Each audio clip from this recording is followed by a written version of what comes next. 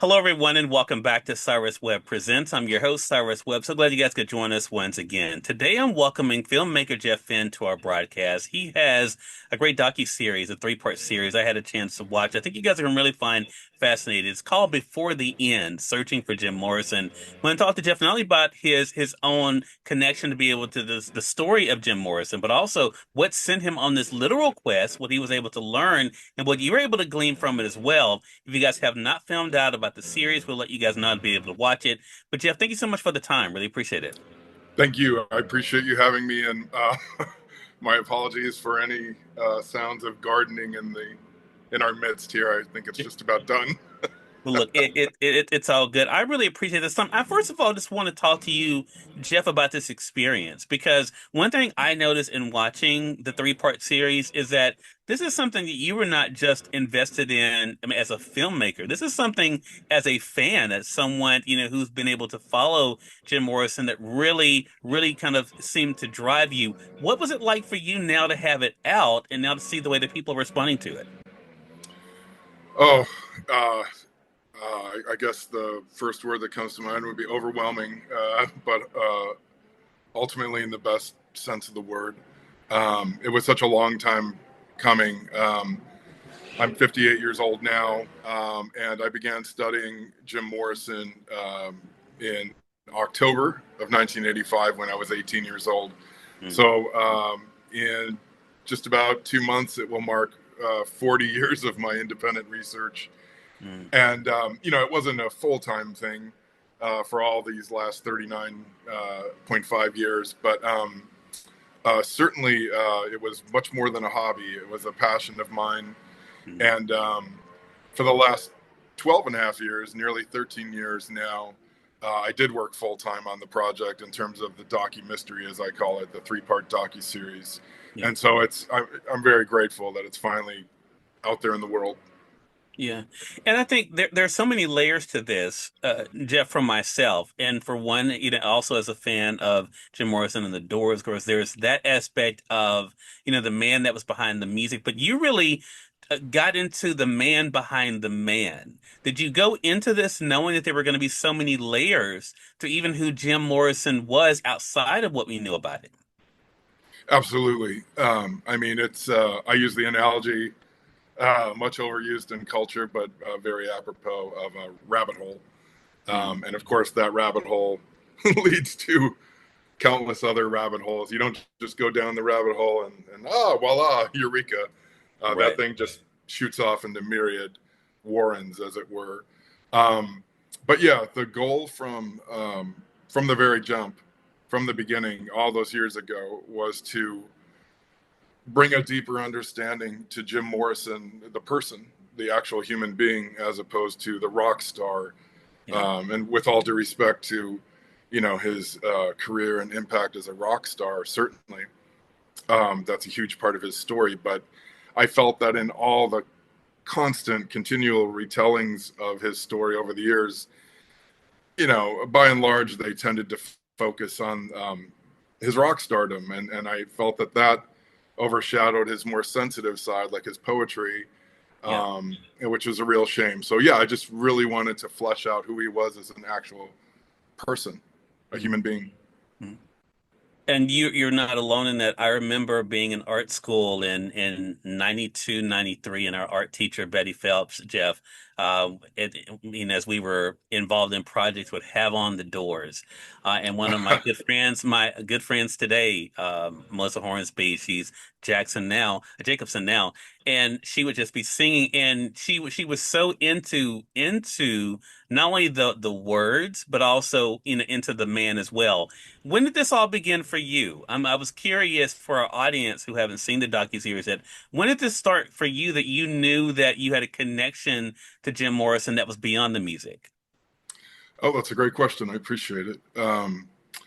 For me, honestly, it's really been ultimately a lifetime of Jim, being an inspiration to me in the ether, and as he is for millions of people.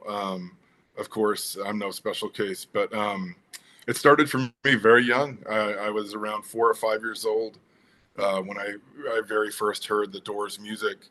I had older cousins who played that kind of music, on AM radio back then, and Yeah. so it was always just in the context. Of course, at the age of 4 or 5, I had no idea who Jim Morrison or the Doors were. I just knew the music, Yeah. and I remember because I've always loved Halloween, and as a real little kid like that, I remember distinctly thinking of it as Halloween music or scary music because of the eerie atmosphere that much of it entailed. Yeah, so it began very early for me. Certainly.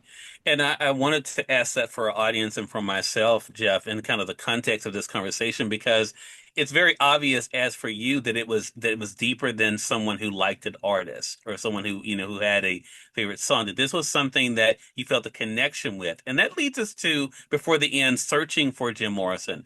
I mean, I don't think when I first saw the trailer for your docuseries, Jeff, I think it kind of brought back memories of how people reacted to Jim Morrison's death, but also how even before social media, before there was all of what we have today, there was speculation about who he was, what happened.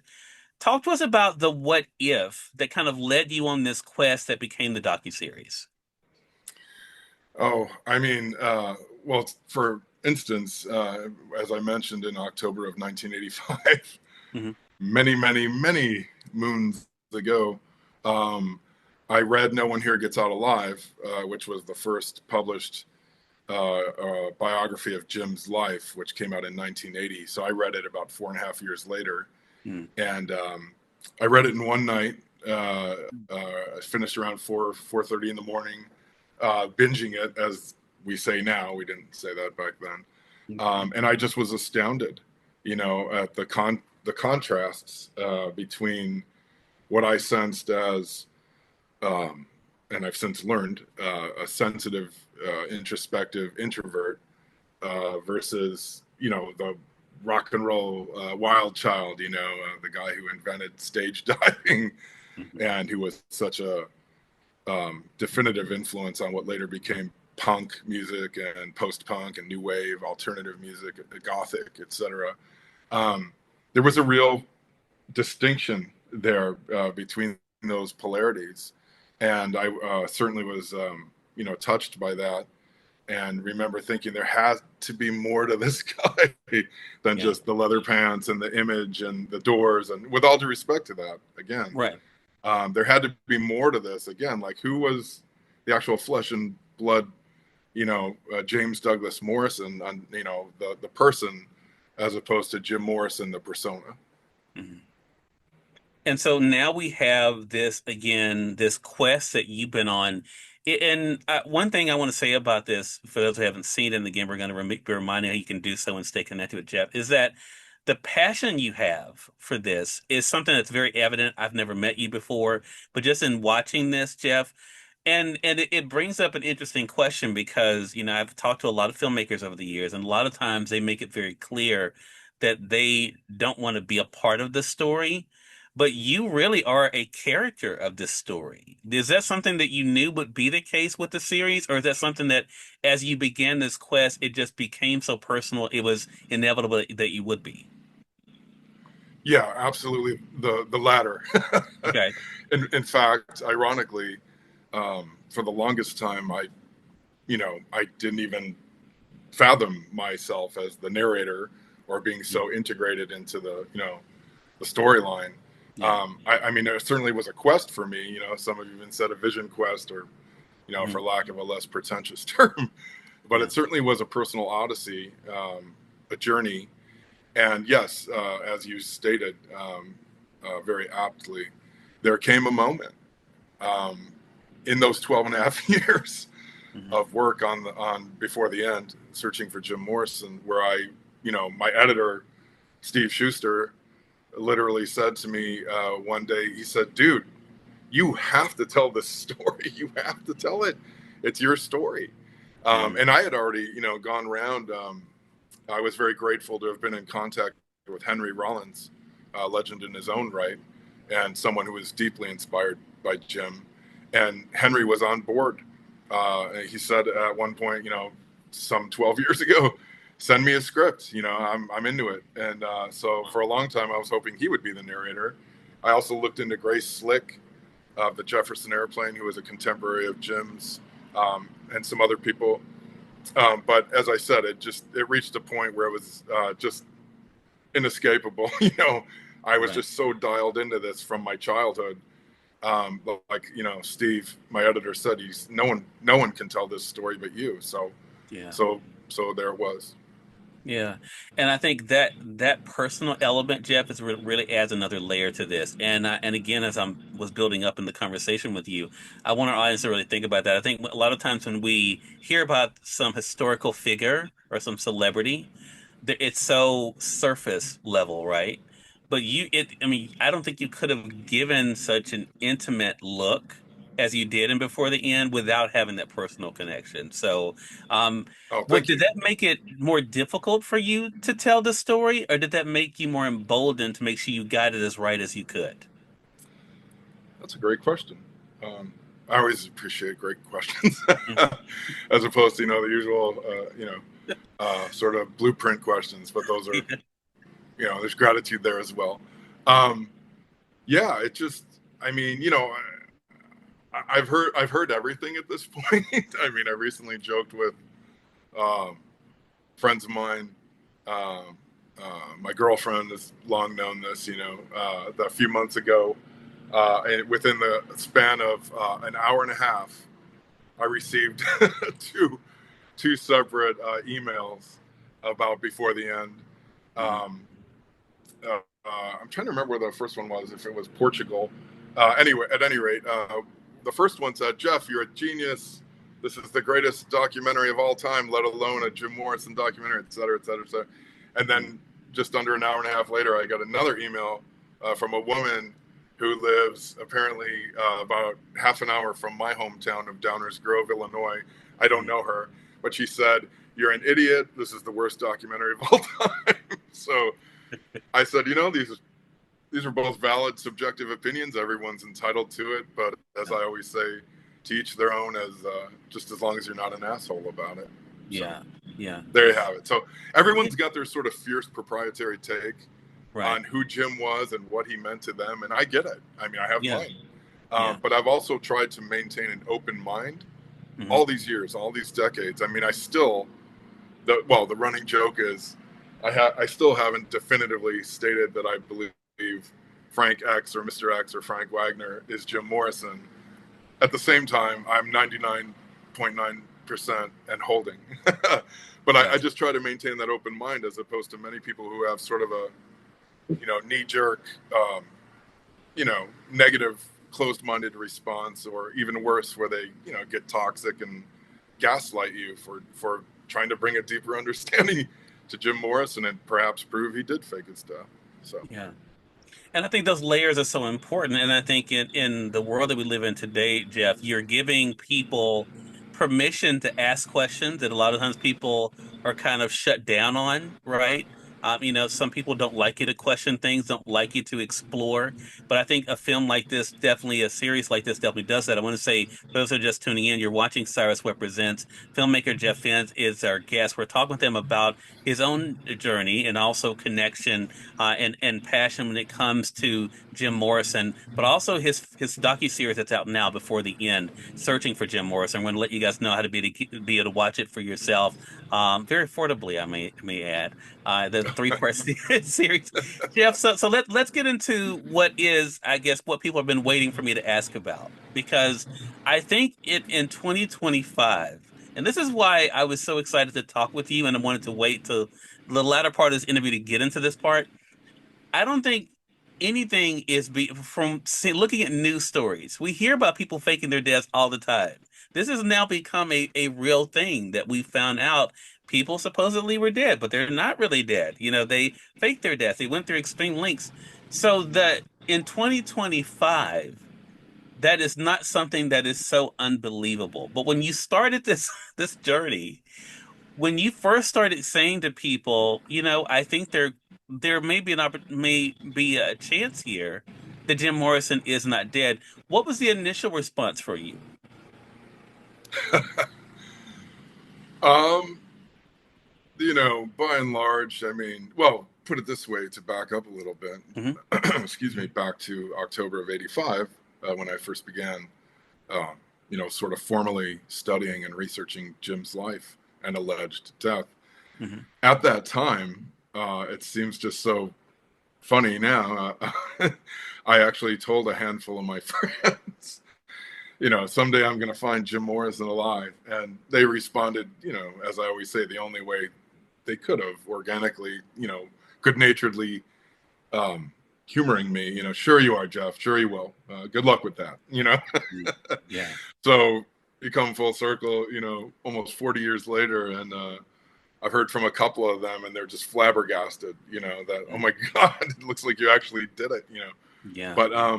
but yeah, there was a lot of that, even Hmm. early on, um, because I also think, early on in the process of making Before the End, which I began in July of 2012, um, I think there's a resistance, by many people because I mean, it makes sense, it's almost like if you've gone through the grieving process, Right. and you've buried Jim Morrison, Hmm. perhaps figuratively in your mind for many decades, and then someone comes along and shakes that all up. It can be certainly unsettling, but it was never my intention to upset anyone.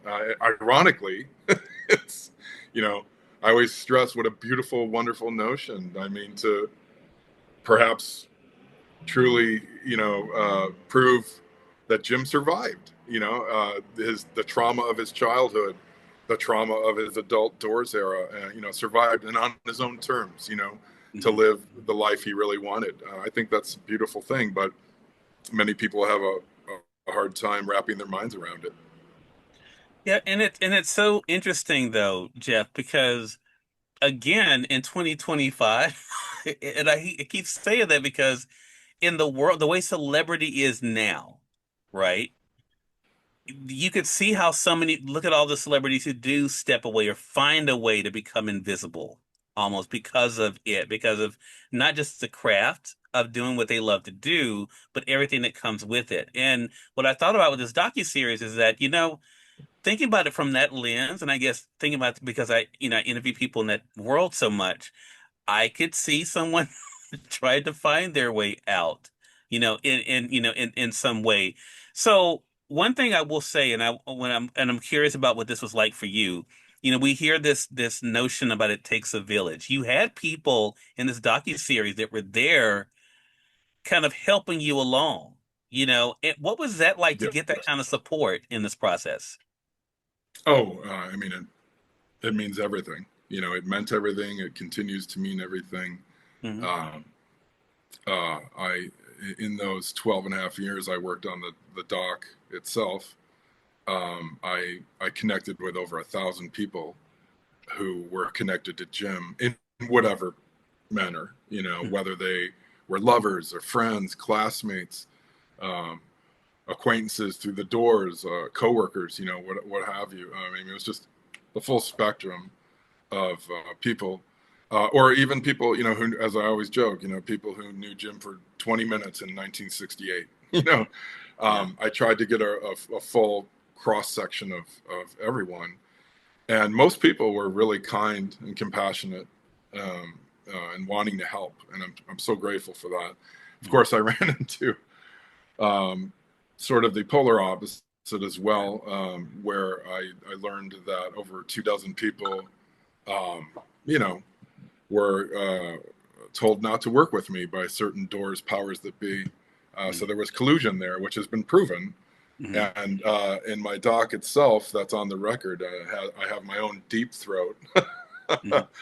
Someone who is deeply, deeply dialed into Jim and his orbit, and but they requested anonymity, hence the deep throat Yeah. moniker. But yeah, by and large, most people were really helpful, and many of those same people, Jim's former lovers and friends, now believe that Frank Wagner is and or was Jim Morrison. So you know, there you have it. It's a fascinating docuseries, and again, I think we learned so much. I learned so much about Jim Morrison I didn't know because again, I knew the music. I didn't know the his story, right? So I was one of those people who could say, "Oh, that's Jim Morrison," when you hear the music. But I think what you've done so well, Jeff, in this is to help to remind us of the person, what the person went through outside of what we as fans, may have wanted from them or gotten from them, but what they could want for themselves. Is that one of your hopes when people watch before the end that they'll think about not just Jim Morrison, but also their favorite, their favorite singer, their favorite actor, and remember that these are people who have lives and sometimes have demons we know nothing about. Absolutely, and that's a great point. There's that saying, I guess paraphrasing, be kind because you never know what people are experiencing. Yeah. Anyone at any time, could be experiencing loss, trauma, um, and doing a good job of hiding it. So yes, that's a great point you made. I certainly hope that people who experience Before the End, searching for Jim Morrison, will come away not only with a deeper, fully calibrated understanding of who Jim was as a person, as opposed to just the face value of the rock star, the low hanging fruit, if you will. But yeah, I hope that would extend to their comprehension and appreciation of any person in the limelight, if you will. And people who aren't in the limelight. Just Right. I have a theory which I expound upon ad nauseum in my Facebook page for Before the End and my Instagram as well, where my own personal theory, which is unfortunate. I wish I didn't have it in my head, but I feel like empathy. If empathy were a species, it would be nearly extinct, Mm. um, and that really troubles me because I feel like if we don't have empathy in the world, we're going to slowly phase ourselves out. But anyway, without getting on a soapbox about that, I certainly hope that my work in bringing Jim's humanity to light, fleshing him out, if you will, I hope that brings an empathy to his experience for sure. I believe it will. Again, everyone, filmmaker Jeff Finn has been our guest. The docuseries is called Before the End, Searching for Jim Morrison. You all can be able to watch it now. Jeff, let our audience know the best place to be able to stay connected with you and to be able to watch the docuseries. Oh, thank you. Yeah, I have, as I said, a social media presence going back almost 13 years now. On Facebook is the official page. Just go to Facebook and punch in Before the End, searching for Jim Morrison, and it'll pull that up. Same thing on Instagram. I also have a page on Blue Sky, much newer page. Um, and then there is Z Machine, which is my one man production company, which is another reason why it took me over a dozen years to make this doc. I work with freelancers like my editor, Steve, but ultimately I'm a one man band, if you will. And Z Machine is my production company. So they can go to Z Machine, like Z, the initial Z for zoo or zebra, machine, all one word, zmachine.net. And there's a FAQ on there. I call it the BTE FAQ, and that'll help fill in a lot of nuances in terms of puzzle pieces. And of course, there are spoilers there as well, so be aware. But yeah, those are the three main places to reach me online. All right. Well, Jeff, congratulations to you again. Really appreciate the time and looking forward to our next chat together. Oh, thank you so much. And yes, just so everyone knows, Before the End is available on Apple TV, Amazon Prime Video, YouTube TV, Google Play, and also on Vimeo in multiple languages. And more countries are coming as we speak.